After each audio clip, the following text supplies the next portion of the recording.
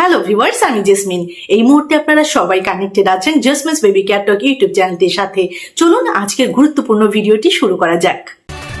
আপনার সন্তানকে পড়তে বসে হঠাৎ ওয়াশরুমে যায়, বাথরুমে যায়, পড়ার নাম করে মোবাইল খুলে, নাকি বই দেখলেই বিরক্ত হয়ে যায়?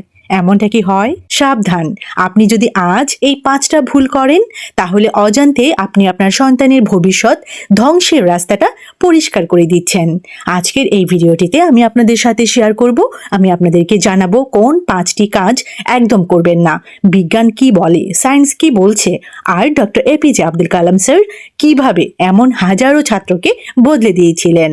অবশ্যই আজকের এই ভিডিওটিতে থাকা সমস্ত ইনফরমেশন সকল বাবা মায়েদের জানা ভীষণ ইম্পর্টেন্ট, কেননা বাচ্চাদেরকে তো আমরা নিয়ে পড়াতে বসি এবং দেখা যায় বাচ্চারা কিন্তু প্রায়শই ফাঁকিবাজি করে ফেলে এবং ফাঁকি দিতে চেষ্টা করে। তখন কিন্তু এই টিপসগুলো আমরা গার্ডিয়ানরা অ্যাপ্লাই করতে পারি।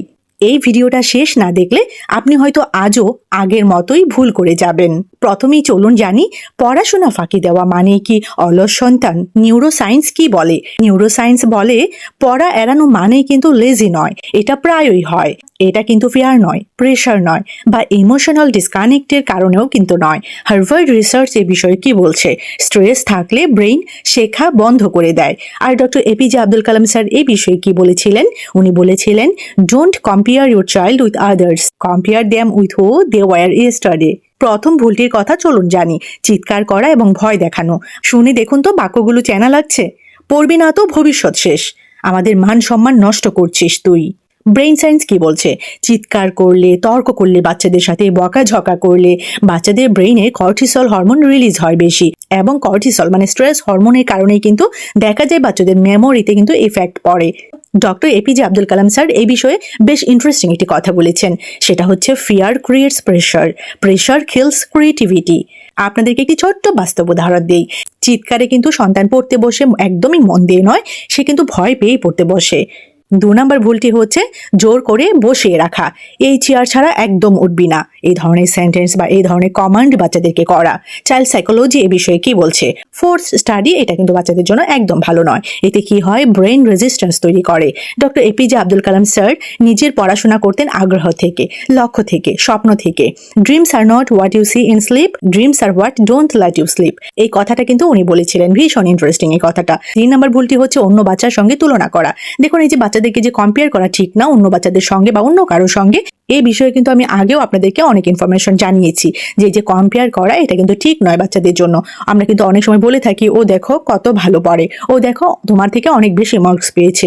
এই ধরনের কথা কিন্তু বাচ্চাদেরকে বলা একদমই উচিত নয়। স্ট্যানফোর্ড রিসার্চ কি বলছে? কম্পারিজন থেকে কিন্তু বাচ্চাদের সেলফ এস্টিম নষ্ট করে এটা, এবং বাচ্চাদের কিন্তু মোটিভেশনটা কমিয়ে দেয়। Doctor APJ Abdul Kalam sir কিন্তু অ্যাভারেজ স্টুডেন্ট ছিলেন, কিন্তু কম্পারিজন না পেয়েছিলেন কনফিডেন্স। 4 নম্বর ভুলটি হচ্ছে শুধু রেজাল্টের পেছনে ছুটানো, জিপে কত, র্যাঙ্ক কত, এগুলো দিয়ে বাচ্চাকে প্রেশারাইজড করা। গ্রোথ মাইন্ডসেট থিওরি কি বলছে? প্রসেস থেকেই কিন্তু রেজাল্ট আসে। Doctor APJ Abdul Kalam sir বলতেন, excellence is a continuous process, not an accident. যদি শুধু নাম্বার চান, সন্তান কিন্তু মিথ্যা শিখবে, চাপ লুকাতে শিখবে। সুতরাং বাচ্চাকে একদমই প্রেশারাইজড করবেন না। 5 নম্বর ভুলটি হচ্ছে ভালোবাসা কন্ডিশনাল করা, পড়লে ভালোবাসবো, এই ধরনের কন্ডিশন দিয়ে, এই ধরনের শর্ত দিয়ে বাচ্চাদেরকে পড়াতে বসাবেন না। অ্যাটাচমেন্ট সায়েন্স এ বিষয়ে কি বলছে?